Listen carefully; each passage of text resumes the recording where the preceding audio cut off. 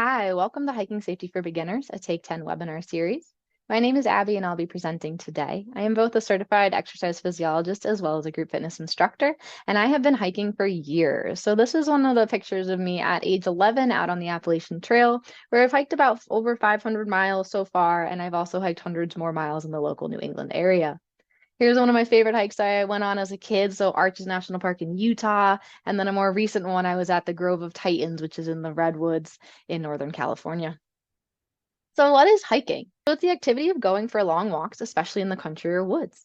And that's compared to backpacking or trekking or through hiking, which are generally more extended adventures, more demanding, and those tend to be longer distances and longer periods. So why is hiking so great for us? It's got many benefits, both physical and mental. It's a type of exercise that builds muscle strength, balance, and endurance, as well as boosts your mood. So no matter where you're hiking, though, it's important to be prepared and safe. So let's dive into some of the basics. First off, we have to plan what kind of hike we want to do, right? So research a hike that'll work for both you and your group. Some things to keep in mind are the abilities of the people in your group and what people feel comfortable doing. Good ways to research trails in your local area to see what might be a good fit for you are programs such as All Trails, the Hiking Project, Peak Visor, Avenza Map, Summit Post, and Gaia GPS. As well as it's important to check out national park websites, local park websites, books for local hiking trail guides, and then local hiking clubs that might just have more information. All right. Some things to keep in mind when you're choosing a hike that suits you and your group is the trail rating. Is it easy, moderate, strenuous? What type of terrain is it? So is it flat gravel? Is it rocky? Are there lots of trees? Is it buggy? Is it muddy? Things like that. And what type of distance are you trying to hike, right? So based on your current fitness level, choose a distance that you're able to complete. And just keep in mind, is it an out and back trail or is it a loop where you have to finish the whole circle? Another thing to keep in mind is the elevation. Is it going to be a flat trail with a gradual incline here and there, or are there very steep up and downs? As well as how well marked is the trail and what time of day are you going to be hiking, right? What time is sunrise and are there storms prone to this area? Things like that. These are all things that often are known to you in those apps that I was saying before, All Trails, things like that. Read the reviews on these trails. Those will give you a really good idea of if it's a good fit for you or not. Other things to keep in mind too are just the local flora and fauna that might be out depending on the time of year that you're hiking, right? And what do you do if you encounter them? So for example, poison ivy, ticks, rattlesnakes, bears, cicadas, pollen, things like that. Just know what you're getting yourself into and how to handle those situations. And then one other thing to consider is the amenities for the trail that you're looking into. So is there parking available? Is there a water refill? Is there trash disposal? Are there restrooms? Are pets allowed? All those good things. All right. And that'll help you plan for the hike. So now we've got to prepare for it. So make sure that everyone joining the hike has the map accessible and knows the plan. As well as keep in mind, so whether you're hiking solo or in a group, it's important to make sure that one other person who is not joining your hike knows of your plans, timing, and general whereabouts, just so that they can keep an eye on you. So now that you've chosen your trail, right, make sure everyone's got the downloaded map. You could also buy a book if that's easier and read the trail, see what direction it goes, have a general idea of what your hike for the day is going to be. And then know how to read your trail. So common ways that trails are marked in the woods are called blazes. They're rectangular shaped paint marks along trees or rocks, and they're often color coded. So for example, the Appalachian Trail is white blazes for the entire 2,200 miles, whereas the Precipice Trail, which was the picture in the slide previously that I was hiking, is blue. So just keep in mind what you're following and know if your trail intersects with any others, just so that you know you're staying on the right track.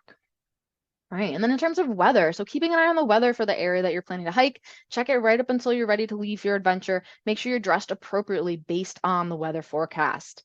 And don't forget too, if the weather looks very ominous, it's always okay to reschedule your hike. We want to be safe out there. So in terms of clothing, you always want to be prepared with layers. You never know what kind of weather we might come across, cold, rain, heat, wind, fog, thunder, snow, anything like that. So keep in mind if it's hot, we want to use lighter material clothing. We want something that's water and sweat wicking to keep that moisture off the skin. We might want something for sun protection like a hat or sunglasses, sunscreen, things like that. Whereas if it's colder during our hike, we want warm layers, right? We want something that's insulating. We want thicker socks, gloves, hat, vest, face mask, hand warmers, anything like that. And then if it might have a chance of rain, we might want a poncho or a rain jacket, a cover for our bag and boot covers. They make waterproof covers for those things. And then it's never a bad idea to pack some extra dry clothes. I do this always with extra dry socks, whether there's a chance of rain or not. And then again, just a few dry layers. Another thing to think about when you're preparing for the hike you've chosen is your footwear. So think comfort, protection, and weather appropriate. as well as traction and functionality. So you want a hiking boot or shoe that fits well, is comfortable, and is durable, has good tread, right? So the traction on the bottom of the shoe is a really important thing. And then it should also offer ankle support, closed-toed, maybe if it's cold, sturdy shoes, or hiking sandals are also an option if it's a little bit warmer weather. But regardless, we always go for those water-wicking socks, right, and extra socks. So keep in mind, comfortable, sturdy, functional shoe wear there. Another thing that you might want to pack or prepare, I should say, for your hike is trekking poles. So they can be helpful for people. They offer balance for uneven terrain, slippery rocks, things like that. And it can also reduce the impact on joints for steep inclines and declines. And then you might also consider preparing some small electronics. So it might seem counterintuitive to try to disconnect to be out in nature, right? But we want to make sure that we've got a phone, a GPS, maybe a walkie-talkie, a headlamp, solar charger, things like that can really come in handy and keep us safe. All right.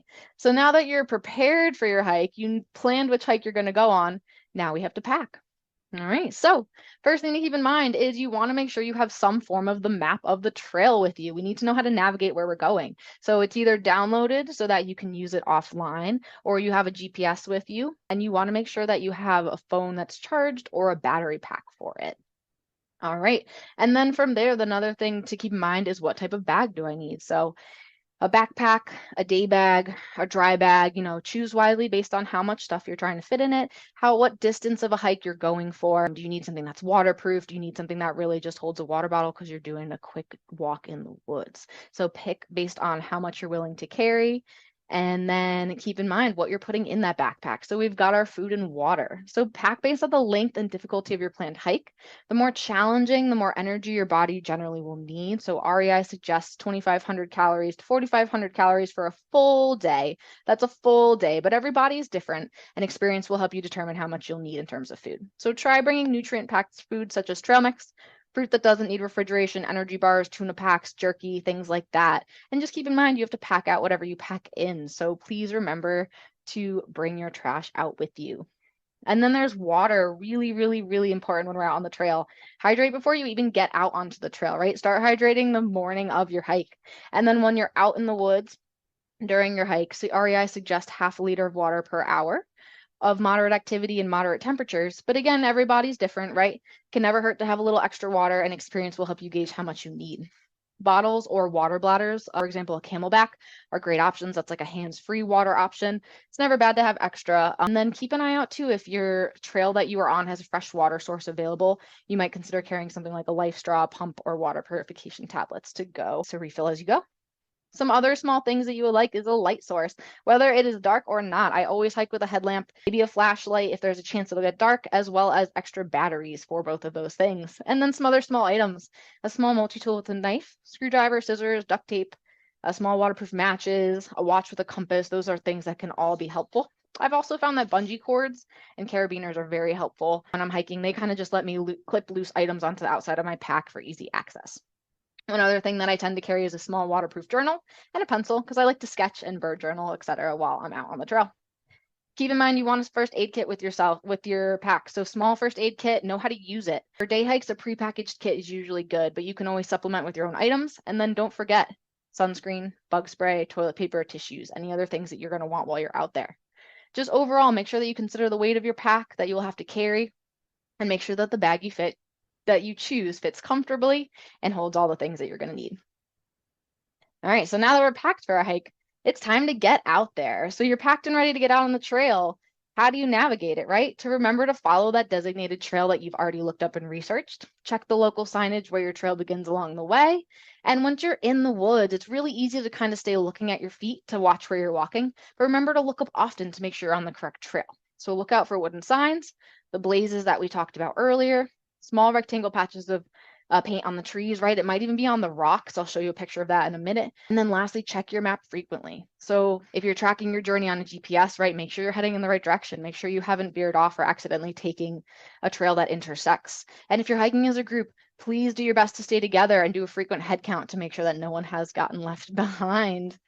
All right. A lot of trails do have scenic routes along the way. Those are always fun. You probably saw that in your research before you even picked your hikes. Those things like waterfalls, rock outcroppings, historical landmarks, things like that. They might be on a side trail, so just keep in mind that that might add more distance to your hike. Just make sure you're ready for it, prepared for it, and have all the things that you'll need for it if you're adding that extra bit to your trail. And just know how to get back to your main trail, right?